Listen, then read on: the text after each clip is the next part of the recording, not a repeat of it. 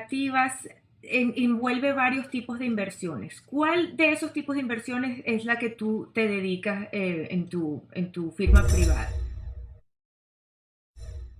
Como tú sabes, se trabajan con diferentes, o lo que en inglés se llaman asset class, que básicamente son diferentes activos, y se aplican unas diferentes estrategias que llevan a cabo una calidad de retorno con riesgo ajustado que permite proyectar lo que a su vez nuevamente es llamado retornos no correlacionados. Y cuando hablamos de no correlacionados, significa que no están directamente correlacionados con los índices tradicionales que hacen la medición de los mercados de capitales. Por dar un ejemplo, el índice Dow Jones o el índice de S&P o el índice del Nasdaq, cuando digo S&P es el Standard Poor's, tienen unas mediciones de la canasta de cómo se comportan los diferentes activos en el mercado, por decirlo así, de acciones más importantes del mundo, que es el mercado americano.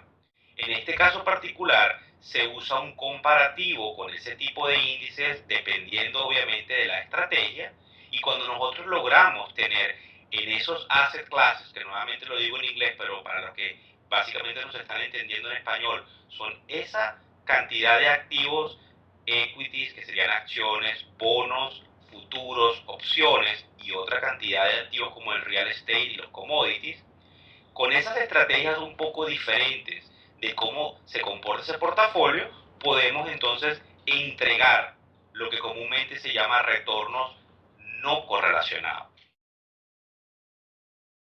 Para nosotros es muy importante que el público que va potencialmente a invertir en estos, digamos, vehículos en inversiones alternativas, entiéndase vehículos de hedge funds o vehículos denominados en inglés private equity, es muy importante que ellos entiendan no solamente cómo se componen, sino cuáles son los riesgos, cuáles son el movimiento de capital, quién valida toda esta cantidad de movimientos de capital, por qué en los Estados Unidos y en Europa están totalmente arraigados a estos instrumentos y por qué con la volatilidad que se avecina y que han venido sucediendo en los mercados luego de la crisis del 2007 y del 2008, estos vehículos tienden a ganar más tracción. ¿Y eso cómo me beneficia a mí como un pequeño inversionista? Digamos que yo estoy en Latinoamérica, no estoy en la industria de las inversiones, sino que, por ejemplo, recibí una herencia o me cobré mis prestaciones de mi trabajo de toda mi vida y quiero invertir y oí de este modelo que son inversiones no tradicionales o inversiones alternativas. ¿Qué tengo que hacer? ¿A dónde voy? ¿A quién llamo? Una de las cosas más importantes, y es bien importante, interesante tu pregunta, es hacerle entender al público que nos está viendo hoy ahí en estas pantallas, mediante este video, de que todo esto es un proceso. El proceso fundamental para tratar de evitar el hecho de que pueda existir algún tipo de error en esa decisión en cuanto a la inversión pasa necesariamente por un proceso educativo. Las personas, independientemente del grado de experticia que puedan tener en el área de finanzas, deben elegir a alguien que es quien se va a convertir en ese manejador de activos, manejador de fondos, bien sea dentro de la manera tradicional o como tú bien llamas, dentro de la manera de las inversiones alternativas.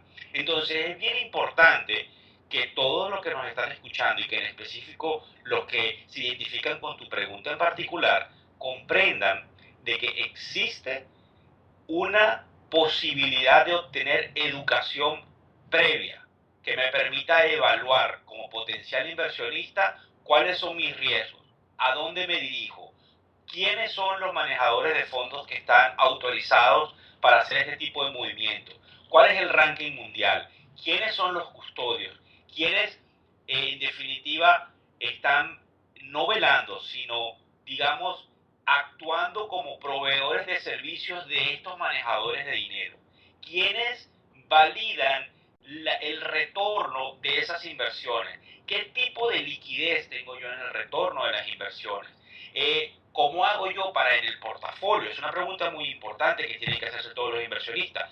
¿Cuánto destino yo de mi cartera, de mi portafolio, de mi dinero dentro de las inversiones alternativas? Yo voy a destinar el 100% el 25%, el 15%, o qué porcentaje destino yo en las inversiones alternativas?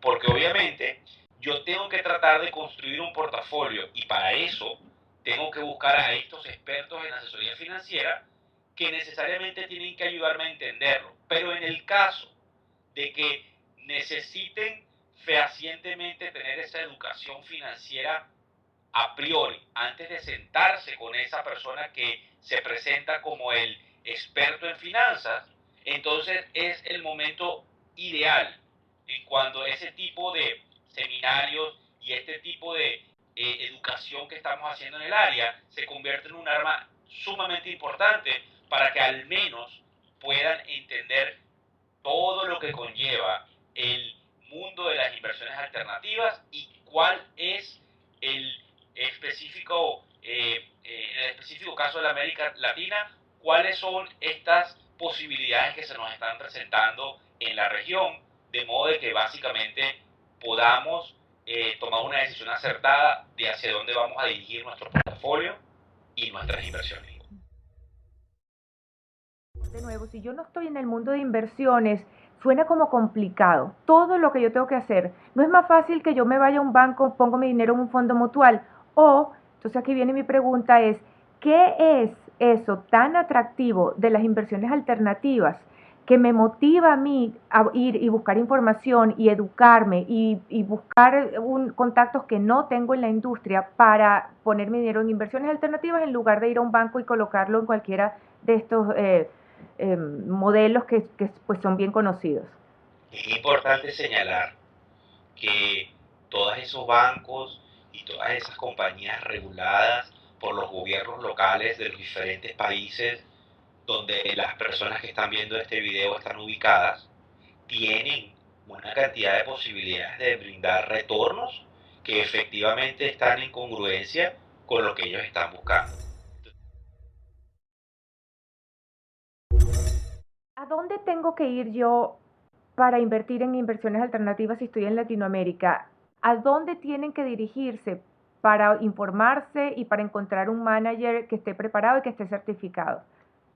Yo creo que lo más interesante que las personas que están viendo este video tienen que, quizás lo más importante de la entrevista es, lo invito a que escuche, pero también le sugiero que siga siendo escéptico. Es decir, sigue entendiendo que nada es una panacea y que ninguno de estos instrumentos pasan a suplantar un proceso que en inglés se denomina el due diligence.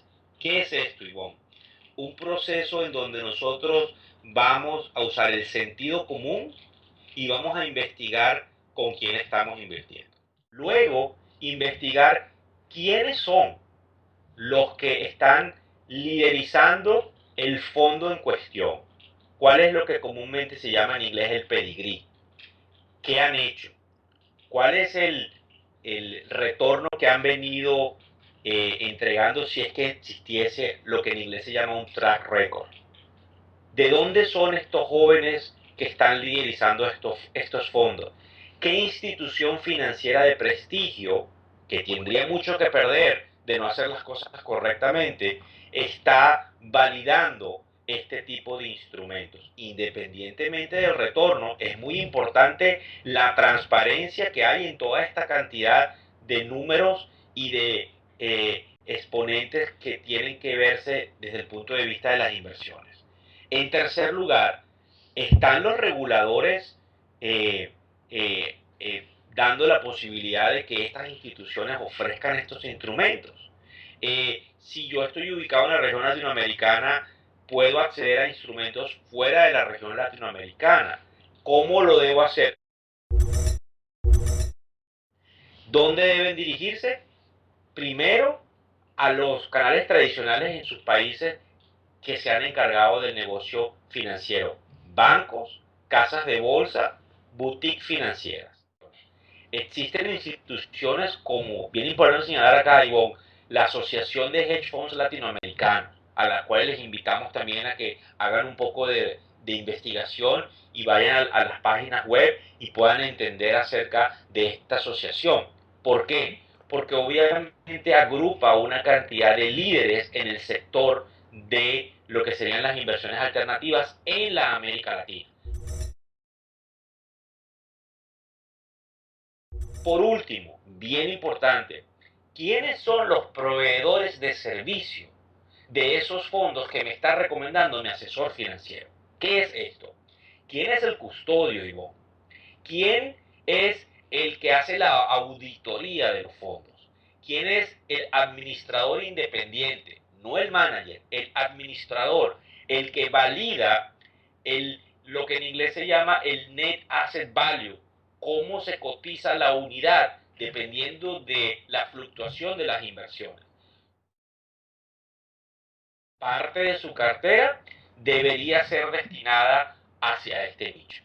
Todo lo que has dicho, yo percibo, y no sé si estoy en lo correcto, pero tú confírmame o sácame de la duda, me da la impresión de que en las inversiones alternativas es mucho, mucho más importante la experiencia del manager que en las inversiones tradicionales. Las inversiones tradicionales, la estructura depende mucho menos de la experiencia y la percepción de la industria, de la persona que lo está manejando, mientras que las inversiones alternativas es muy determinante de los resultados. ¿Estoy en lo correcto o...?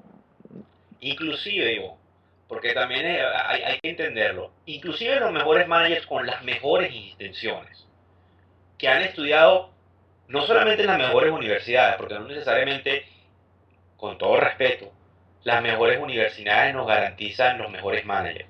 Esto es un trabajo de equipo. Cuando hablo de un trabajo de equipo es los mejores fondos del mundo tienen un equipo de trabajo, diferente al equipo de ventas y distribución o al equipo del asesor que le está preparando toda esta documentación. Es quien está en el día a día manejando el portafolio y quien está en el día a día supervisando a quien maneja el portafolio. Es decir, quien está supervisando el riesgo que está corriendo en el analista 1, en el analista 2, en el analista 3 y quien básicamente está como el policía de la empresa de asset manager diciendo disminuye el riesgo en esta área, aumentalo en esta área, para que haya el récipe y la mezcla perfecta. Sí, necesariamente el pedigrí del manager es sumamente importante. ¿Por qué? Porque si tú te pones a ver desde el punto de vista de los fees o comisiones que se cobran en este tipo de instrumentos, son bastante interesantes para el manager. Entonces, los mejores managers tienden a ir, como en todo sistema remunerativo, hacia lo que les genere mayor cantidad potencial de dinero. Entonces es por eso que muchos de los mejores managers se van hacia las inversiones alternativas, porque es una manera de poder ser remunerados de una manera muchísimo más precisa, basado en un rendimiento y retorno, y donde ellos pueden hacer una mayor cantidad de, digamos, dinero, que en definitiva es lo que los está motivando a trabajar de la manera ardua como lo vienen haciendo. Por ejemplo, una parte importante para la audiencia es el 2008. En el 2008, los índices perdieron por encima de un 25%, y cuando hablo de los índices estamos hablando del Standard & Poor's, y estamos hablando de los índices que miden el comportamiento del mercado, no solamente accionario, sino otro tipo de instrumentos. Pero lo interesante es, durante ese año, los managers de instrumentos tradicionales perdieron dinero similarmente a cómo se comportaban estos índices. Pero ese manager que hoy me están recomendando que hace inversiones alternativas, ¿cómo se comportó en el 2008? Tuvo su mandato de preservar capital, es decir, no perdió en la misma magnitud. Recuerda, es sumamente importante cómo se comportan en épocas de altísima crisis, porque yo lo que estoy tratando es de poner parte de mi portafolio en esos instrumentos para tratar de garantizarme que hay un rendimiento no correlacionado. Pero recuerda lo que siempre he venido diciendo en la entrevista: escuche, pero sea escéptico y siempre pregunte, pregunte y pregunte.